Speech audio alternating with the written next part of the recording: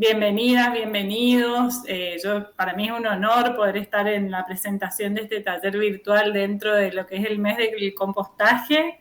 Con Angélica venimos trabajando en diversos proyectos hace muchísimo y realmente yo creo que ella se cargó el nodo Chaco del mes del compostaje al hombro porque viene coordinando y traccionando y haciendo de todo porque se puedan hacer este tipo de actividades. Pero el mes del compostaje empezó hace 12 años en Rosario como una celebración y también una propuesta desde la ciudadanía de plantear el compostaje como algo que involucra a toda la sociedad, o sea, una celebración porque se ubica entre el Día del Agua, que es el 22 de marzo, y el Día de la Tierra, que es el 22 de abril. La verdad que es el primer año que hay un nodo Chaco, entonces también para nosotros es una celebración y es un festejo, decir, tenemos un nodo Chaco y tenemos mucha gente en Chaco que está interesada en el compostaje, que el compostaje es para todo el mundo, o sea, se puede dar a escala industrial, se puede dar a escala empresarial, a escala municipal, pero realmente la propuesta es que todos podemos ser parte del compostaje desde nuestros hogares y desde nuestras familias, nuestras comunidades y nuestros barrios. Para mí el compostaje es un posicionamiento político directamente, o sea, es una obligación que tenemos como ciudadanos y como sociedad empezar a hacernos cargo de qué pasa con nuestros residuos, qué pasa con lo que llamamos basura. Creo que todos tenemos mucho para quejarnos siempre, pero por ahí no nos damos cuenta la cantidad de cosas que están en nuestras manos hacer y el compostaje es una de esas. Y me parece que es algo que no solamente transforma nuestro entorno, sino que nos transforma a nosotros mismos. Y bueno, espero que con Angélica puedan aprender, puedan meterse, puedan preguntar y terminen todas las personas que están en esta reunión compostando en sus casas y animando a otras personas a compostar. Y pienso que solamente así vamos a poder ir cambiando nuestra realidad desde el lugar que nos toca. Así que bueno, muchísimas gracias, Ángel, por... Gracias, Julieta. Le voy a pedir a Jorge Migueles, que es un médico rural. A mí me encanta contar que él es médico rural porque además él lo dice siempre, ¿no? Me parece que estaba con problemas de audio, pero de todas maneras, si él puede hablar, él para esta ocasión está representando a la Red de Salud Popular, doctor Ramón Carrillo de la provincia del Chaco. Jorge, entre tanto, que coordino con Jorge, si te parece, Andrea, de la Granja Vargas, que es la otra parte del equipo, podrías arrancar. Bueno, me presento. Hola a todos, a todas. Están bienvenidos a este maravilloso encuentro de celebración del mes del compostaje. Me presento, soy Andrea Gamero, represento a la Granja Vargas, que es mi hogar, una casa histórica de más de 100 años, en un campito rodeado de laguna en la ciudad de Resistencia. Bueno, les cuento que ya hace más de un año en la granja venimos organizando talleres teórico-prácticos de compostaje, entre otros talleres, a cargo de la ingeniera María Angélica Kess, la presente acá, con la invitación especial a docentes de las escuelas barriales para fomentar el compostaje y para lograr convertirlo en una práctica cotidiana, ¿no? Algo que sea nuestro, algo que sea el día a día, algo que sea natural, ¿no es cierto?, hacerlo. Además de ser una actividad donde se comparte también, porque hemos visto a los niños, docentes, compartir esta actividad y de verdad que es muy bonito verlos. También es una actividad donde es generosa, ¿no? Porque en definitiva lo que estamos haciendo es retribuir a la naturaleza los restos, ¿no es cierto?, que nosotros, todo los material orgánico que sacamos de la naturaleza se los devuelve, ¿no? Entonces siempre se siente bien el compostar. Y bueno, ahora nos queda disfrutar de sus saberes, de nuestra coordinadora de Nodo Chaco, María Angélica. Bueno, gracias. Jorge Migueles, que anda por ahí, no ha podido habilitar. Hay gente de todos lados acá. Por ahí después, yo propongo como metodología que voy desarrollando lo que hemos preparado, vayan anotando papel y lápiz, vayan anotando las dudas que surgen. Yo no voy a ir muy rápido, con los planteos de modo tal que puedan ir anotando. Gracias, Cristian Matamala, por estar aquí. Vos sos un capo y estás acompañando y eso es muy valioso. Me emociona mucho que estés ahí. Gracias. ¿Querés habilitar tu micrófono y contarles de dónde sos? Bueno, gracias, Angélica. Sí, yo soy del otro lado de la cordillera, se nota por el acento, pero trabajo en América y en África, son los lugares donde yo trabajo, desarrollando y ayudando y aportando en todo lo que es el empoderamiento en sostenibilidad. Pero siempre me gusta decirlo con mucho orgullo, sostenibilidad desde el ser, para el hacer, no solo en el hacer. Porque nosotros tenemos que primero reconvertirnos internamente para poder producir a largo plazo, sustentablemente o sosteniblemente lo que queremos hacer. Así que encantado de estar acá, a mí me encantan las comunidades, me encanta el aprendizaje, me encanta compartir, creo que uno de los propósitos de vida es aprender para poder compartir. Y eso es lo que hago y los procesos que trabajo. Desarrollo en políticas públicas, trabajo en varios países, en Brasil en los programas y los planes de educación ambiental climática a nivel del foro y a nivel del gobierno brasileño, en Ecuador, en Honduras, en Chile, que volví hace muy poco de nuevo a Chile a vivir, estuve varios años viviendo fuera, haciendo justamente lo que me gusta hacer, así que encantado. Y este entrecruzamiento no solamente de energía y de personas, sino también de temáticas y de perspectivas distintas al tema. Por ahí Simón dentro del compostaje siempre habla de que el compostaje es un arte. Bueno, yo diría que la sostenibilidad es un arte, porque hay diferentes perspectivas, todas sirven siempre y cuando las intenciones sean buenas y nazcan desde adentro. Así que esa es la invitación y muchas gracias por el espacio. No, gracias. Ahí estamos después conversando. Bueno, yo les voy a compartir pantalla. La idea es que vamos a trabajar una mirada respecto al compostaje domiciliario en el contexto del mes del compostaje, que ya no es argentino solamente, sino que es latinoamericano y hay gente amiga del compostaje en varios países más. Entonces, este taller que nos convoca ha sido difundido con esta figura, estaba el logo de la Red de Salud, la Granja Vargas, a quien ustedes pudieron escuchar, la Red de Salud nos queda pendiente por si se soluciona la cuestión. Y claramente en el contexto del mes del compostaje.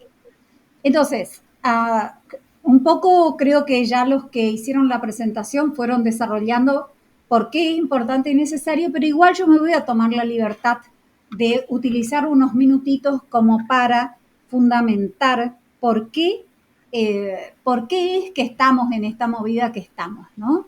Y algunos elementos a tener en cuenta que los vamos a ir desarrollando, pero quería mostrarles que es en este contexto que vamos a ir trabajando.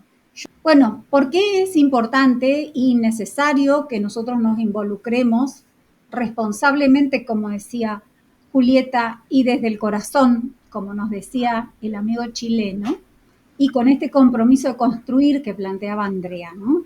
Porque cada cosa que tiramos tiene un tiempo de descomposición. Entonces, nosotros tenemos que ser muy conscientes de a dónde van a parar esos residuos. Y lo que está pasando en muchos lugares es que se acumula y la gente cree que hace muy bien en lograr que desaparezca de la vista y prender fuego y quemar. No nos olvidemos que pueden salir gases muy tóxicos, tales como dioxinas, furanos, que son realmente muy nocivos para la salud.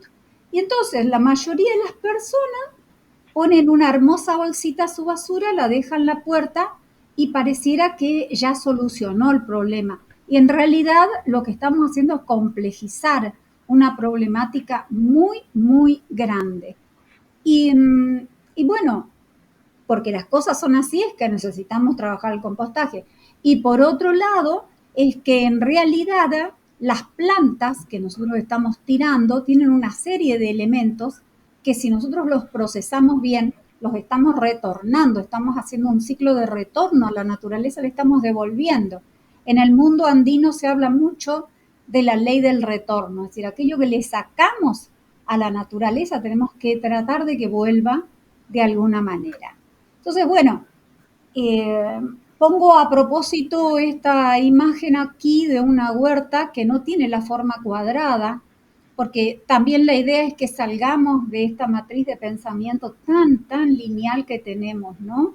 Entonces, irnos un poco hacia la complejidad de la vida, hacia la diversidad. El compostaje sirve en todo ámbito de educación. Podemos llegar a producir una sustancia maravillosa que se llama humus de lombriz, aunque el humus en realidad se produce después de que las lombrices han trabajado. Asociado a las lombrices, estamos cerrando un ciclo maravilloso. Y todo esto tiene mucho que ver con la calidad de los suelos. Y si tenemos suelo con calidad, ya tenemos derecho a hablar de soberanía alimentaria, es decir, producir por lo menos lo que vamos a comer, ¿no? Y además, como sociedad, producir lo que queremos comer. Y acá me voy a detener un segundito para hablar de esta herramienta que a mí me parece absolutamente importante. Esto se llama Laya. Y lo que nos va a permitir a nosotros es trabajar la tierra aflojándola, pero sin poner estos microorganismos que están arriba, que necesitan aire y calorcito, sin ponerlos para abajo. Vieron que cuando preparamos la tierra a veces para la huerta o para algo, damos vuelta al pan de tierra, clavamos la pala y sacamos y damos vuelta. Entonces, mandamos para abajo los microorganismos que van a procesar todos los restos que lleguen ahí, los mandamos para abajo y los desacomodamos totalmente. Y abajo hay otros que también son útiles y los mandamos para arriba en contacto con el oxígeno y se mueren. Entonces, la laya es una herramienta fundamental. Sirve para el suelo, pero también sirve para otras cosas que después vamos a ver, ¿no? Entonces, también en esto es fundamental, que les dije que me iba a tomar unos minutitos. Miren, estos son datos que fueron saliendo en el grupo del mes del compostaje y que son datos totalmente corroborados, ¿no? Se gastan millones de pesos por día para hacer la disposición final. ¿Qué es la disposición final? Tomar los residuos todos mezclados, llevarlos a algún lugar y depositarlos. Y además están enterrando 800 toneladas por día. El 50% es compostable. Este dato lo planteó la gente del Taller Ecologista de Rosario. Hablando de Rosario, que es una ciudad que ha medido estas cosas. Entonces, se separa muy poco, además de todos los datos que le di antes, 100 millones por día para recolectar y para barrer, ¿no? Entonces, si nosotros hiciéramos la primera separación en nuestra casa y una parte va a nuestra compostera y la otra parte la podemos sacar afuera, pero sale limpia, ya la podemos usar para otro montón de cosas, ¿no? Y por el otro lado, no quiero dejar de mencionar que Julieta Rojas, que es la persona que tomó la palabra en primer momento, ella hizo una tesis de maestría sobre los residuos orgánicos domésticos generados en Presidencia Roque Sáenz Peña, provincia del Chaco. O sea, un ejemplo concreto en Rosario, que es una ciudad grande, muy conocida, y Sáenz Peña, que bueno, siendo la segunda ciudad del Chaco, no es tan grande como Rosario, ¿no? O sea, y ahí ella midió que están saliendo 120 kilos por persona por año, de un material que prácticamente se está perdiendo. Hay alrededor de 100.000 habitantes en Sáenz Peña, entonces miren la cantidad de residuos que se están produciendo y perdiendo, 13.000 toneladas por año. O sea, sí o sí tenemos que empezar a separar, sí o sí tenemos que empezar a compostar, ¿no?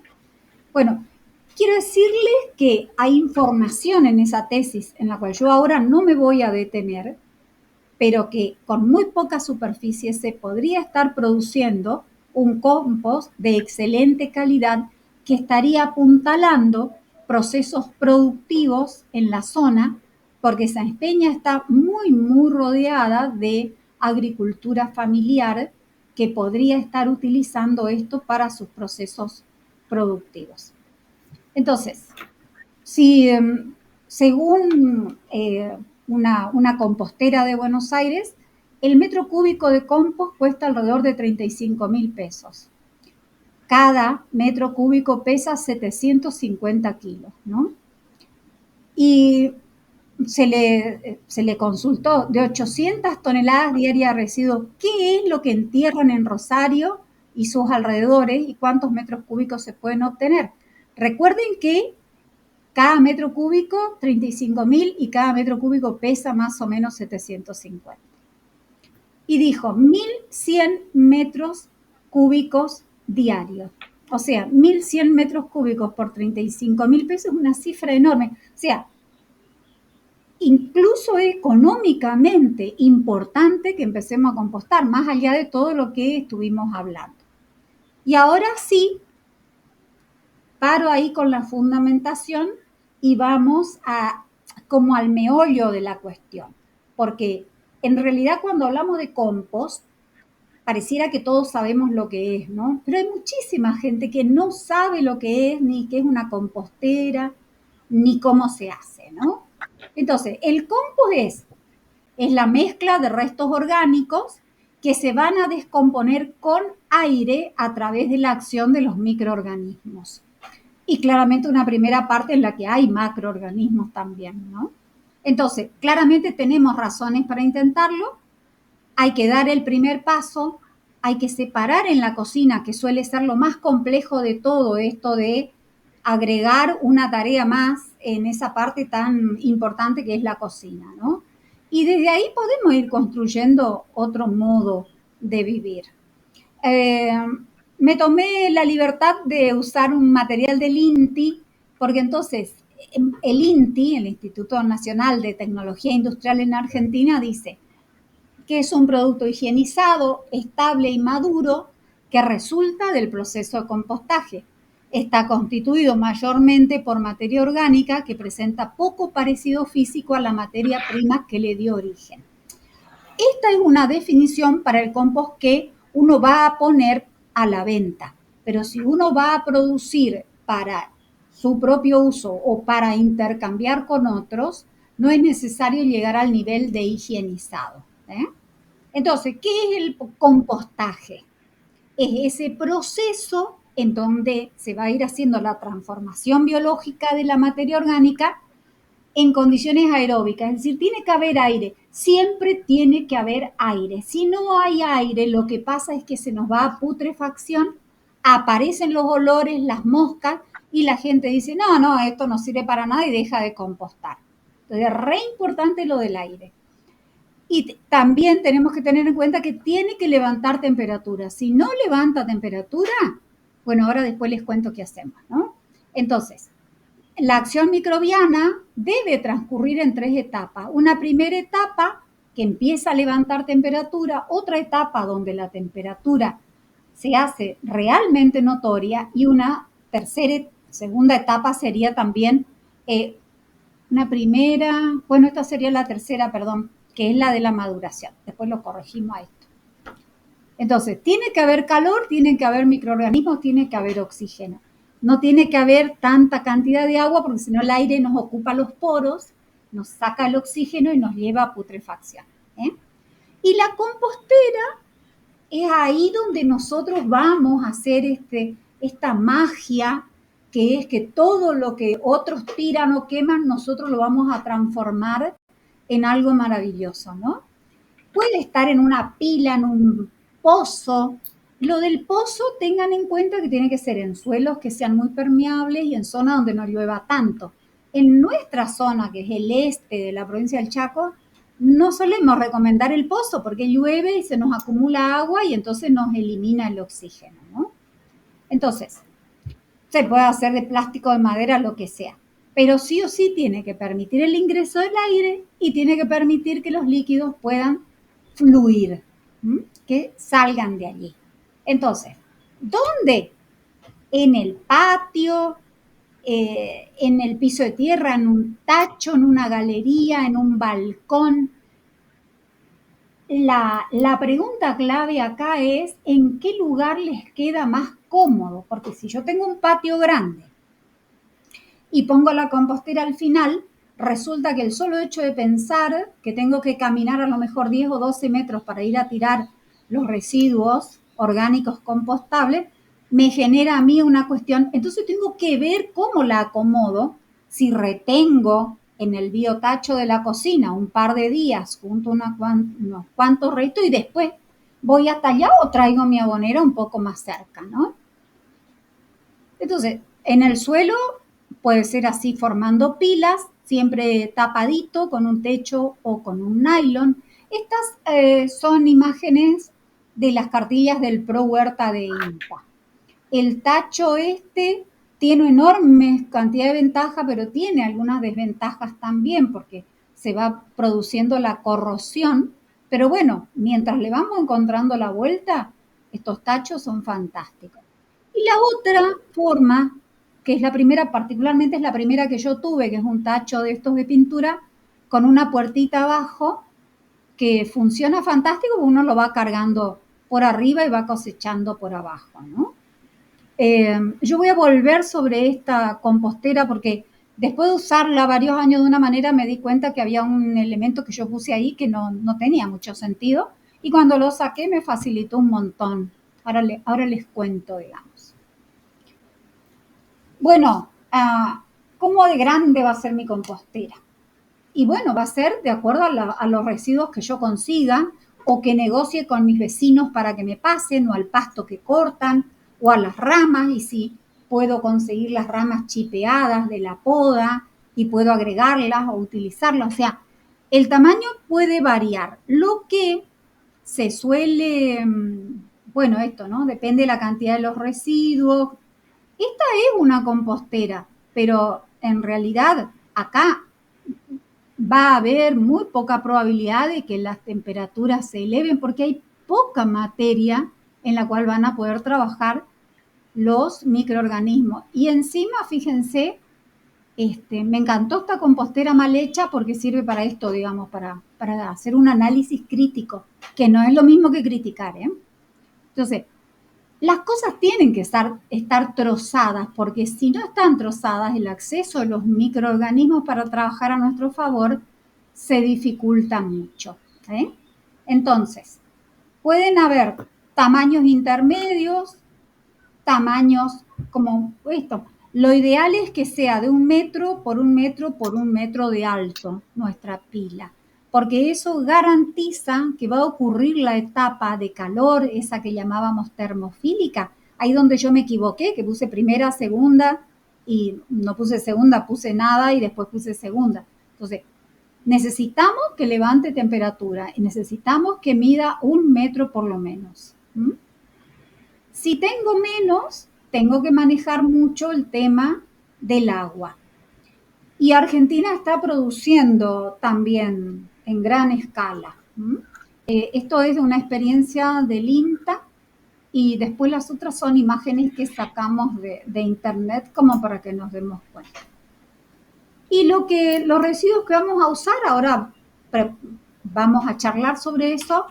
Y hay una cosa que para nosotros es re importante, que es la relación en carbono-nitrógeno, que tiene que ser de 30 a 40 de carbono por 1 de nitrógeno.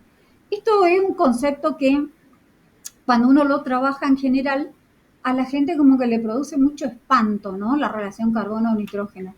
Pero tenemos unas fotos de cómo lo fuimos resolviendo, porque cuando hacemos presencial, eso naturalmente se va dando esa relación, ¿no? Y yo me tomé también la libertad de tirarles algunas ideas de cuáles pueden utilizar. Por ejemplo, en el municipio de Sáenz Peña están trabajando con las composteras comunitarias o vecinales, pero también con las composteras institucionales. Entonces, esta charla hoy apunta más que nada a la cuestión familiar, ¿no? Entonces, ahí vamos a tirar algunas ideas, porque acá ya podría aparecer una de las cuestiones que no siempre hablamos claramente cuando hablamos de compostaje, y es que esto podría generar empleabilidad, porque podrían aparecer oficios que tienen relación con esto, desde el que va a construir la abonera, el que va a construir las herramientas, porque las layas, por ejemplo, hay que hacerlas. El tirabuzón para oxigenar hay que fabricarlas. Entonces, además de toda la maravilla que estamos conversando, también podríamos tener una propuesta clara de empleabilidad y en los municipios mucho más, ¿no? Entonces, esta es la que les dije que les iba a volver a contar, ¿no? Que se le dice de ciclo continuo porque uno la va cargando por acá y la va cosechando por acá.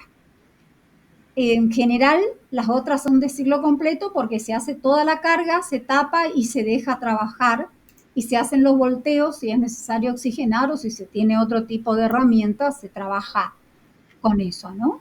Y entonces, tiene que haber muchos agujeros. Y acá, a esta altura, el primer modelo que yo hice tenía un enrejadito, porque entonces cargaba y acá ya me salía prácticamente filtrado el compost. Y esta puerta simplemente tiene 2 alambrecitos puestos ahí, más o menos unos 20 centímetros de alto por unos 40, 45 centímetros. Y la base también perforada para que filtren los líquidos que van saliendo, ¿no? Y lo que yo después me di cuenta es que se puede obviar ese enrejadito, porque entonces los residuos van directo aquí, el excedente líquido lixivia, sin problema. Si la van a poner en un piso cerámico o algo, tengan cuidado de capturar en algún recipiente, porque son líquidos que pueden manchar el piso. Si va al suelo no hay problema, porque el suelo en general los puede ir reciclando, ¿no? Entonces, yo después que me ahorré este enrejadito, se facilita un montón, pero todavía vienen modelos con ese enrejadito. Y claramente que tiene que estar la base, como les decía, para capturar los líquidos lixiviados. Disculpen mi capacidad de dibujar y de usar estas cosas, por ahí no es del todo buena y eso por ahí después lo podemos arreglar con Clapi, ¿no? Entonces, bueno, ¿qué está pasando acá en este tacho? Está pasando que el abono de abajo ya está completo y yo sigo cargando arriba. Entonces, acá estamos viendo una situación en la que la parte de arriba recibió cantidad de hojas, que es lo que a mí me va a ayudar a que no se me pudra, porque me va a generar aireación, me va a aportar carbono, van a trabajar ahí los microorganismos, van a trabajar los que comen la celulosa, que son los celulolíticos, ¿no? Entonces, bueno, me tomo un mate para que ustedes respiren también, porque yo vengo... Entonces, se puede hacer con cajones. Tienen que ser cajones en buen estado, porque si no después se nos complica porque perdemos todo. Lo podemos hacer con los pallets, que es lo que casi todo el mundo está usando. Se pueden trabajar a la par, porque si trabajamos con el sistema de volteo necesitamos un espacio donde ir colocándolos. Se los pueden embellecer. Se puede trabajar con malla. Esto ¿cómo es? Lo saqué de una persona que está difundiendo mucho esta metodología y evidentemente que le está funcionando muy bien. Para mi gusto le faltó una buena mezcla todavía a esto acá adentro de la malla, ¿no? O sea, más que nada es una foto demostrativa. Se puede trabajar en formato vertical de madera y colectar abajo o cajones sucesivos. El tema de los cajones sucesivos, que no es este caso en realidad, esperen, vamos a ir acá, a este.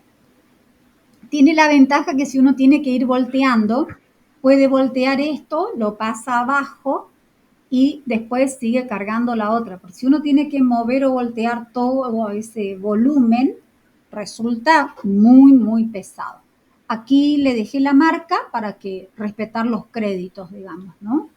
Acá está el aireador, que es como un tirabuzón grande, se produce en algunos lugares del país, y lo otro que tenemos que tener es una malla para ir haciendo el zarandeo, ¿no? Y un elemento que es, yo diría que es definitorio, miren, es el tema del tacho, donde vamos a poner en primera instancia los residuos y que ya los vamos a ir cortando un poquito y los vamos a ir poniendo ahí. Si no tenemos esto y usamos cualquier cosa, al final terminamos hartándonos y no lo hacemos más y lo tiramos en la bolsa común. Esto le ha pasado ya a muchísima gente, ¿no? Bueno, acá está la del tambor, que hoy les decía que se puede pintar por fuera, se puede intervenir de varias maneras, o sea, también es un elemento que se integra claramente al diseño de paisajes. También con tambores plásticos que van a girar para arriba o van a girar en forma horizontal. Siempre estamos buscando con lo de girar el tema de que el oxígeno esté presente en nuestra mezcla. Y bueno, y si no tenemos todas esas cosas así compradas y qué sé yo, hay la imaginación siempre es la que nos ayuda a resolver lo que nos va pasando, ¿no? Entonces,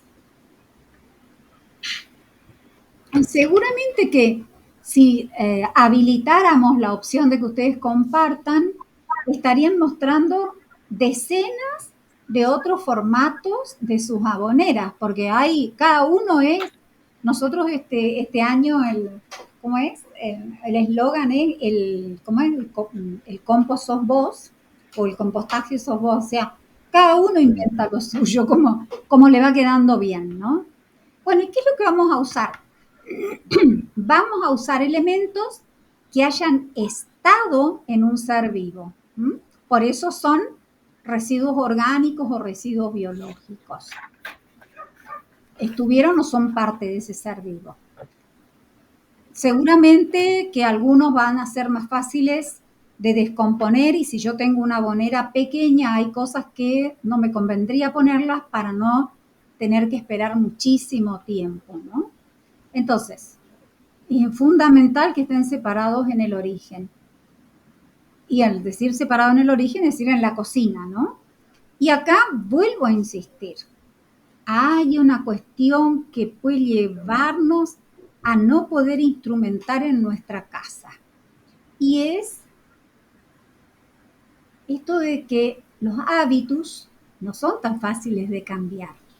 Y si tenemos que separar en la cocina, tenemos que incorporar un tachito más en la cocina. Ahora, si yo pongo una cosa que no es linda, en algún momento alguien me va a decir que lo tire y lo voy a tener que tirar. Y acá aparece otro posible oficio, quienes fabriquen este tipo de tachitos. Y nosotros acá en Resistencia, el 5 de abril a la tarde va a haber un taller con maestras artesanas, Com y Mocoy, para explicarnos cómo se trabaja la arcilla de nuestra zona para hacer este tipo de recipiente y para promover que la gente los produzca y los que lo necesitamos los podamos comprar, ¿no? Bueno, tienen que tener claramente, si yo tengo una familia de 5 personas, necesito un tamaño del biotacho y si somos 2, seguro que necesito otro más pequeño, ¿no? Y una vez que se llena lo vamos trasladando y esto que les decía, si yo tengo la compostera a mano, a mí no me genera mayor problema ir a tirar los residuos orgánicos compostables, pero si está muy incómoda, seguramente que no, bueno, que no me va a dar muchas ganas de andar caminando tanto y tan lejos, ¿no? ¿Vamos bien? No sé, no huyó nadie despavorido de la charla. Estamos todos, acuérdense que yo no los veo, o sea, ustedes me ven a mí y la pantalla, pues yo no los veo. Bueno, ahora sí. Eran 38, ahora son 40, así que va bien. Bueno, qué lindo.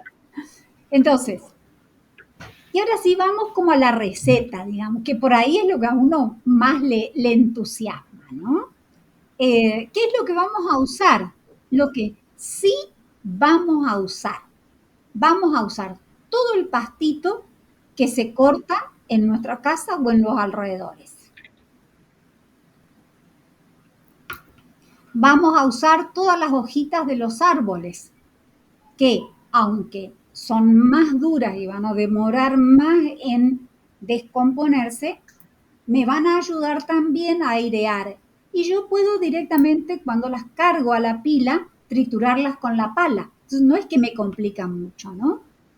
todas las hojas secas, nosotros ahora que nos ponemos anteojos de compostadores, toda hoja seca que empiece a aparecer ahora, que ya estamos prácticamente en el otoño, tenemos que guardarlas. En algún lado las tenemos que guardar. Guardarlas no apelmazadas, porque si no después cuando las vamos a usar empezaron a podrirse y nos complican mucho, ¿no? Todos los restos de poda, el acerrín y las virutas de madera. Con respecto al acerrín, tengan en cuenta que los acerrines de maderas blancas son los más fáciles de usar. Los de madera oscura tienen más taninos y el tanino es un antibiótico, controla bacterias, hongos y todo. Por eso se usa para curtir el cuero, por ejemplo. Entonces, si yo consigo viruta que es muy oscura, me conviene usarla para los pasillos si tengo huerta o para adornar algún lugar, pero no exageremos con la cantidad dentro de la abonera. Y por el otro lado, como materiales húmedos, van a ir las frutas. Esto que materiales secos, lo que en algunos videos de YouTube van a encontrar la parte marrón.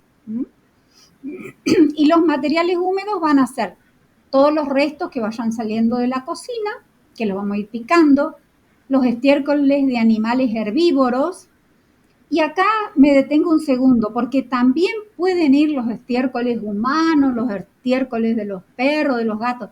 Pero el tema es que si nosotros tenemos una pila pequeña y la temperatura no es muy alta, yo corro el riesgo de que algunos microorganismos queden vivos y me puedan contagiar de esas enfermedades que compartimos. Entonces, para la compostera familiar, lo ideal sería no incorporar los estiércoles de los animales.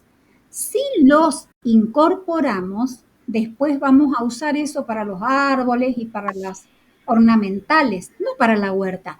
Y lo vamos a trabajar con guantes. Entonces, no perdemos el material, pero no estamos corriendo riesgos innecesarios. Sí o sí van los cítricos. Hay todo un mito respecto a que los cítricos no van. Bueno, si yo como mucha naranja o mandarina, lo que después puedo hacer es espolvorear un poco de ceniza, como para equilibrar un poco el pH. Y bueno, y acá viene lo de la ceniza. No hay que poner mucho, pero depende qué es lo que yo voy metiendo. ¿Se entendió hasta ahí? ¿Quedó alguna duda, algo que no dije claro? Porque esto es absolutamente fundamental, ¿eh? Bueno, yo sí. Una pregunta. Sí. ¿La ceniza del carbón, esa se puede usar? En la bibliografía, en donde están investigando a nivel del micrótomo, digamos, recomiendan que no. Pero nosotros lo usamos igual, porque en realidad uno no le va a tirar 100 kilos de ceniza. A lo mejor tiene un puñadito y lo espolvorea. Entonces, todo depende del volumen del cual estamos hablando, ¿sí? Entonces, yo recomiendo que sí, sin exagerar, claramente, ¿no? Y bueno, perfecto, gracias. No, por favor, ¿qué es lo que no va a ir? En la pila de poco volumen que nosotros vamos a hacer en nuestra casa o que vamos a hacer en una escuela o algo así. No van a ir todo lo que tiene que ver con carnes, las grasas, lo de los animales carnívoros, que ya lo charlamos bastante. Esto no van a ir. Insisto, no van a ir porque el volumen que nosotros vamos a tener no va a generar una etapa térmica tan alta como para generar que todo esto se degrade. Entonces, no nos arriesguemos. Igual hay gente que lo está usando y le está yendo bien, pero no es lo que uno recomienda en general. Y en otro orden de cosas, tampoco tengo que poner malezas y plantas que tengan semillas y que después me puedan complicar la vida. Porque si la temperatura no es suficientemente alta o es alta pero no llega a inactivar esas semillas, yo después puedo estar sembrándolas y encima con un abono. Bueno, por supuesto que vidrios, latas y eso no. Y las plantas enfermas en realidad no deberíamos añadirlas porque si es una virosis y no se inactiva con la temperatura, yo voy a estar sembrando virus por todos lados. Entonces, por ahí las malezas y las plantas o las composto aparte y las controlo junto con las plantas enfermas, o directamente puedo quemarlas y después incorporar las cenizas, como para no correr ningún tipo de riesgo. Ahora, ¿cómo se hace? el compost. Y acá les vamos a compartir algunas imágenes de lo que nosotros ya venimos experimentando. Ahora, ¿se acuerdan que les decía que está la fase que empieza a aumentar temperatura, la que aumenta, que puede llegar a 60, 65 grados? En las composteras familiares en general llega entre 40 y 50 grados centígrados por el volumen de materia orgánica que estamos procesando, básicamente. Y después hay una etapa en donde nos damos cuenta que ya no baja más la temperatura ni sube. O sea, ahí ya está como completa es el proceso del compostaje. Una pregunta que por ahí a uno le puede surgir es ¿cuánto demora esto? Bueno, depende del tipo de material que ponemos, depende de la temperatura ambiente, depende de cómo lo vayamos aireando. En el Chaco, en verano, en 45 días uno puede tener el proceso completo. Avanza el invierno y se nos alarga el tiempo en que los microorganismos van descomponiendo. Entran a jugar una enorme cantidad de factores, pero tiene que ver eso, lo que decíamos, ¿no? Aumenta la temperatura, trabajan las bacterias, trabajan los hongos, y acá hay como una generalización de que puede ser entre 3 y 6 meses llegar a tener el compost maduro. Entonces, no es necesario que nosotros sepamos de memoria todo esto, pero sí tenemos que saber que si yo meto la mano a los 2 o 3 días, los 4 o 5 días, yo no noto que la temperatura aumentó, algo está pasando, porque los microorganismos no están trabajando. Y lo más probable que esté pasando es que le falta un poquitito de agua para que arranquen. Entonces, de esta foto la compartieron desde Chile, y que generalmente la gente se asusta mucho cuando ve hongos así, pero que haya hongos es un buen indicador de que está avanzando el proceso de la descomposición. Y ahora esta cosa que parece re difícil y re loca, la relación de carbono-nitrógeno, ¿no? Que se dice 30 o 40 partes de carbono por una parte de nitrógeno. Y es difícil porque todas las plantas tienen carbono y nitrógeno. O sea, ¿cómo es esto de que yo voy a poder meter algo que solo tenga carbono y que solo tenga nitrógeno? Bueno, es que no es así, es que en realidad, por ejemplo, las hojas secas, el pasto seco, van a tener más que nada carbono. Y todo lo que sea el material húmedo que sale de la cocina, el pasto que recién corté, va a tener carbono, pero va a tener mayor cantidad de nitrógeno. Entonces, hay toda una relación con las células de esta cuestión del carbono al nitrógeno. Lo podemos conversar más en profundidad porque es súper interesante todo esto, pero yo lo que quiero es darle como la parte práctica, ¿no? Y que ahora se las voy a dar.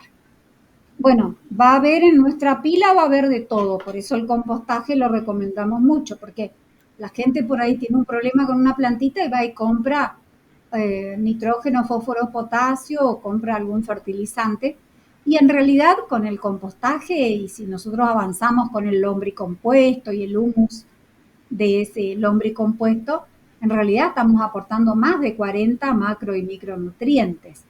En cambio, cuando compramos un fertilizante, podemos estar aportando 3, 4, 5 o 6 en el mejor de los casos, ¿no? Entonces, si hay mucho carbono, si hay demasiada cantidad de carbono, que es la energía para los microorganismos, el proceso se hace lento. Pero si hay muy poquitito, supongamos, ponemos poca hoja seca y muchos residuos de la cocina, tampoco arranca. Por eso es importante equilibrar esto que les estoy diciendo, ¿no? Y el nitrógeno, que es esencial para los procesos de la vida, cuando hay una enorme cantidad, se pierde. Y cuando hay muy poquitito, se hace lento. porque los microorganismos no tienen de dónde sacar energía para poder trabajar a favor nuestro, digamos. Entonces, bueno, esto es un poco decirles 40 de carbono por un volumen equivalente de nitrógeno. Hay una serie de tablas que después les voy a mandar por el correo electrónico que ustedes registraron, que nos va diciendo cada uno de los materiales cuánto tiene de nitrógeno y cuál es la relación entre el carbono y el nitrógeno. Acá la cáscara de la manzana tiene 48 de carbono por 1 de nitrógeno, pero si yo pongo cartón, que esta es una pregunta también que suele salir, si pongo papel, sí, claro, si yo no tengo hojas, porque vivo en un departamento, entonces, bueno, puedo reemplazar el carbono con algún recorte de determinados papeles o de cartones. Pero la relación es de 500 a 1, o sea que tengo que usarlo cautelosamente. Mismo pasa con las virutitas de madera.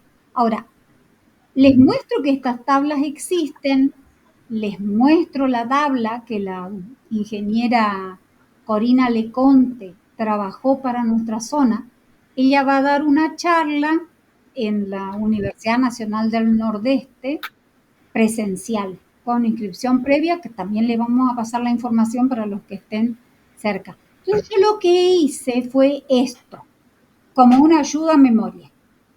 Es decir, si tengo que tener entre 30 y 40 a 1, entonces yo tengo que buscar, por ejemplo, si tengo rastrojo de maíz, se me va muy alto el nitrógeno, el carbono, perdón.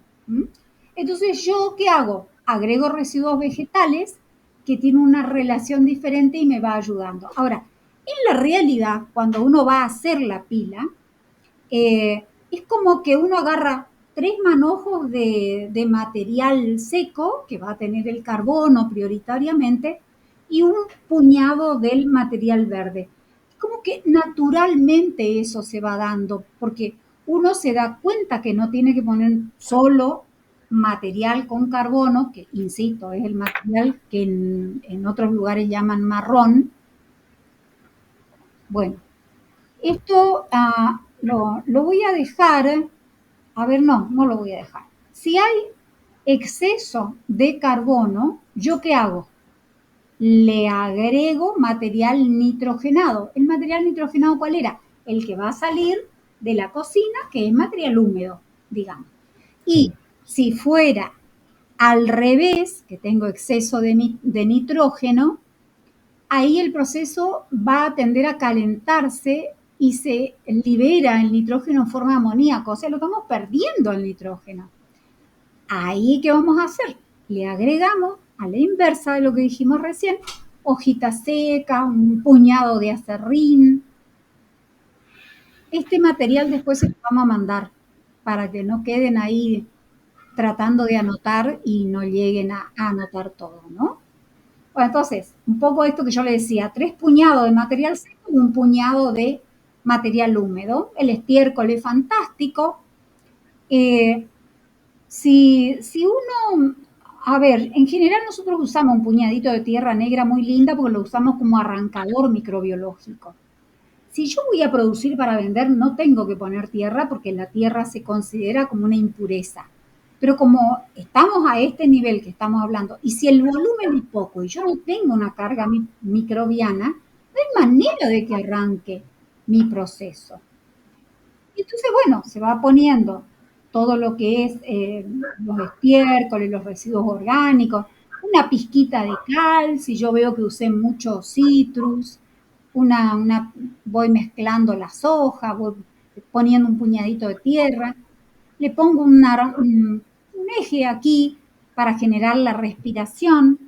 Y esto es algo muy importante, este es un esquema. No es que yo tengo que hacer un bife a la criolla, que pongo la cebolla, la carne, el tomate y la papa. Tengo que mezclar todo, porque si yo no mezclo, no hay manera que los microorganismos trabajen. Así que bueno, se mezcla sí o sí todo y a medida que vamos avanzando. También tenemos que tener en cuenta, si hay mucha humedad, se nos va a ir el oxígeno, se nos pudre. Entonces tenemos que abrir la pila, agregar un poco pasto seco. Si no arranca porque no tiene temperatura, le está faltando agua. Si hay olores, es porque hay demasiada agua, se nos está yendo para el lado de la putrefacción. Estas son las cosas que uno por ahí después se va dando cuenta, ¿no? Y está listo cuando nosotros podemos sentir el olor así a tierra linda, a tierra mojada, ¿no? A este le falta un Una pregunta. poquito, sí. Yo hice una compostera y se me llenó de lombrices, Qué pero hermoso. tremenda la cantidad de lombrices que tiene. Bueno, las lombrices lo que van a hacer es ayudarnos, por ejemplo, si en este nivel de la descomposición uno agrega lombrices, ahí ellas van a trabajar felices porque ellas son refinadoras del compost. Ellas no van a hacer la primera etapa, porque bueno, no tienen dientes para ir masticando, pero sí, en cuantito les ofrecemos comida y hay lombrices, ellas van a venir a ayudarnos. Y es muy bueno, porque la verdad es que es maravilloso que lo pasen por el tracto digestivo, ¿no? O sea, Perfecto. es bueno que tengas lombrices. Cuando se juntan, Angélica, cuando se juntan hormigas, por ahí están los perritos en la cocina y comienzan las hormigas, sacamos Bueno, los ahí perritos estaría faltando un poquitito de agua, pero aguantame un cachito con eso que Sí. preparé unas imágenes para eso porque a casi todo el mundo le pasa, ¿no? Bueno, antes de eso, bueno, ¿qué vamos a necesitar? Podemos no tener nada o podemos tener todo, digamos, no hacen falta desde machete, pala, asada, las ramas, las cenizas, la laya, como decíamos, acá está la laya que se ve medio poco porque está medio perdida.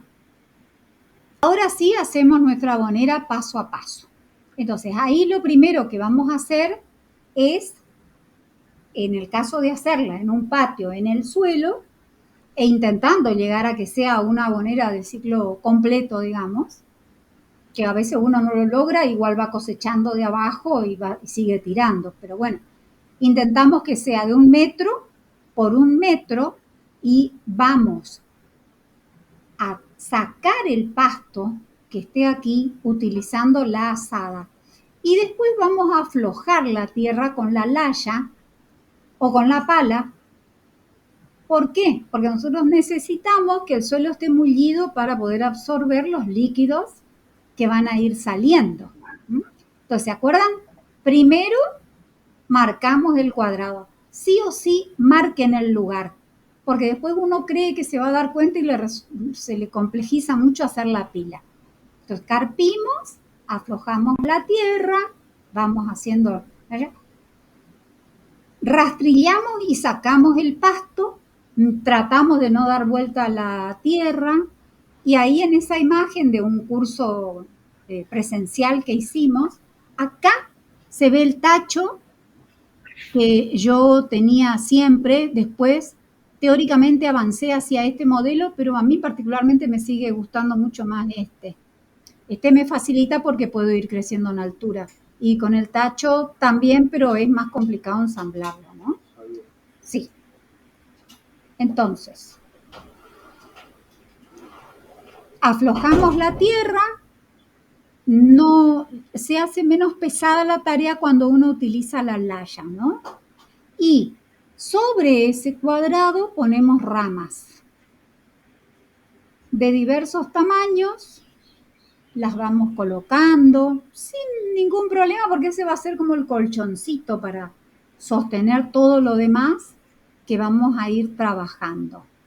Y una vez que están las ramas preparadas ahí, lo que uno hace es, lo que hacemos habitualmente es con la pala, las trituramos un poco para acomodarlas, para hacer tipo la camita donde uno va a ir poniendo después el pasto seco.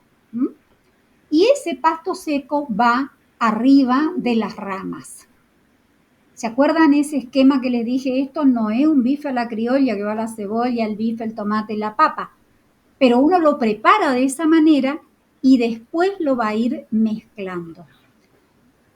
Y no se olviden de poner este palo, este eje, que es el que después yo voy a sacar moviendo así con fuerza para que quede la chimenea por donde va a circular el aire, para facilitar el ingreso del oxígeno.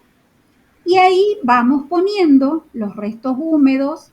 Acá hay que acordarse bien qué es lo que va, qué es lo que no va. Si resulta un poco, si hay algunos restos muy grandes, los podemos trozar aparte o directamente los trozamos con la pala ahí arriba, ¿no? Yo insisto, si uno toma mucho mate, la hierba tiene tendencia a tener un pH ácido. Entonces yo puedo equilibrar espolvoreando un poco de ceniza. Y si usé citrus de cualquier tipo, también puedo trabajar con una espolvoreada de ceniza. Sin exagerar, ven que no es que estoy tirando un baldazo, sino que estamos tirando con una cucharita. Y una pizca de arena para darle granulosidad para el uso posterior. Angélica. Sí. Te interrumpo. La ceniza que decís, ¿puede ser la ceniza de lo que se quemó el asado, digamos, el carbón? ¿O tiene que ser ceniza de hueso o algo de eso?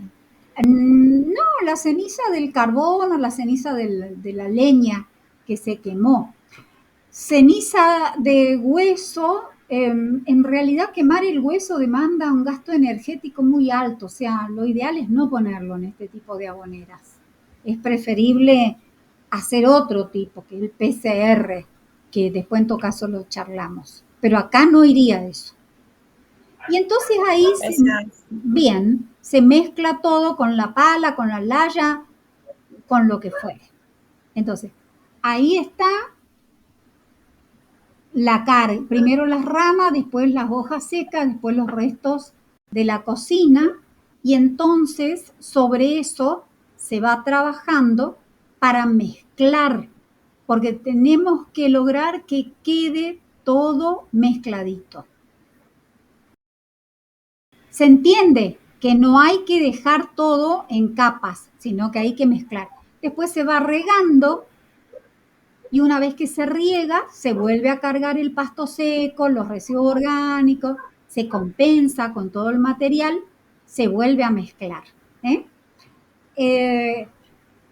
¿Cuánta agua uno echa? La prueba más fácil es la del puño, digamos, uno agarra un volumen, si al apretar sale un chorro de agua es porque exageré. Si yo aprieto y salen unas gotitas, está perfecto. Si aprieto y me doy cuenta que no pasa nada y ni siquiera me moja la mano, es que me faltó agua, ¿no? Ahora, el mismo procedimiento con un volumen menor, yo voy a tener acá. Esta puerta la voy a cerrar. Acá voy a poner ramitas, pongo el pasto seco y ahí voy agregando los residuos de la cocina, un poquito de ceniza, mezclo un poquito, lo vuelvo a tapar, al otro día vuelvo a agregar o a los 2 o 3 días según vaya produciendo. Esta trabaja de esta manera. Y esta otra lo que hago es cargar la primera caja, cuando se llena la movilizo para airearla, la saco de acá, la paso abajo y comienzo a llenar la otra. Entre que voy llenando esta, se me va madurando esta. Entonces, para usarla yo saco, no tengo cómo cosechar como en esta otra, ¿no? Entonces, tenemos que tener, cuando tenemos esta abonera, esta compostera o esta, tenemos que tener siempre un poquitito de tierra, tenemos que tener algo de hojarasca, de pasto cortadito seco. Bueno, este es un folletito que después les voy a pasar porque es una ayuda a memoria de todo lo que venimos hablando. Entonces, se puede hacer en cualquier lugar. Y lo otro que sí o sí les va a pasar es que van a aparecer muchísimos bichitos, desde plantitas, gusanos, hormigas, ácaros, colémbolos, gusanitos, bacterias, hongos. Si aparecen las hormigas es porque está faltando un poquito de agua, pero igual tampoco nos tenemos que preocupar mucho porque las hormigas lo que están haciendo es ayudarnos a triturar el material. Pueden aparecer ácaros, que son estas manchitas que se ven acá, tampoco nos tiene que preocupar. Si aparecen las lombrices es mágico y es fantástico, realmente, y puede aparecer la larva de la mosca soldado. Hay toda una movida muy interesante respecto a la enorme cantidad de proteína que produce esta mosca y que se le puede dar de comer, por ejemplo, a las gallinas. Entonces se está trabajando mucho para producir proteína de los restos orgánicos para dar de comer a las gallinas, que entonces producen muy bien. También pueden aparecer moscas, mosquitos. A Marisa en Nueva Pompeya le aparecieron unas cucarachitas verdes. Entonces, bueno, de todo, pero está todo, eso está muy vivo, todo puede venir a parar ahí, ¿no? Bueno, y yo creo que hasta aquí deberíamos de llegar para no aburrirlos, porque esto otro que preparé es un poco en relación a la cantidad que yo tenga de producción y cuál abonera me conviene, con un recipiente abierto, con un recipiente cerrado o abierto pero techado. Si yo tengo huertas para vender, es conveniente hacerlo en la superficie. Si el agricultor no va a hacer un barbecho o no va a trabajar con abonos verdes de otoño e invierno, es preferible que lo haga en pilas, ¿no? Les voy a mandar el material en PDF para que lo puedan repasar y puedan seguir preguntando, ¿no? Bueno, la cantidad, y si yo tengo menos de 3 metros cúbicos de basura, entonces de basura en el sentido que estamos conversando, compostable, hago un recipiente. Si tengo más de 3 metros cuadrados, dije metros cúbicos o metros cuadrados acá. Si tengo menos de 3 metros cuadrados, hago un recipiente. Si tengo más de 3 metros cuadrados, puedo tener 2 recipientes. Entonces, la cantidad del material fresco que voy a compostar tiene que ver con lo que yo produzco, pero también lo que puedo procesar. Bueno, y hay que observar, hay que meter la mano, hay que sentir la temperatura, hay que animarnos a caminar por la naturaleza y a mirar el entorno y volver a integrarnos de nuevo. Esto es la Granja Vargas, en un taller de identificación de especies nativas para uso medicinal y comestible, recorriendo el monte, volviendo a escuchar el sonido de la naturaleza, ¿no? Que es tan importante. Y la otra institución que nos acompaña en esta propuesta de compartir durante el mes del compostaje de taller es la Red de Salud, que está respaldando la cadena textil del algodón agroecológico en la provincia del Chaco, desde la semillita hasta la producción de las prendas de alta calidad, ¿no? Así que bueno, nos pueden encontrar en las redes, preguntarnos. Igual ustedes tienen nuestro correo electrónico porque les hemos estado escribiendo y pueden preguntar lo que se les ocurra. Y yo ahora ya voy a dejar de compartir, voy a venir a la reunión con ustedes. Ahí, acá estoy. Aplausos para mí, que en menos de una hora les conté mi vida.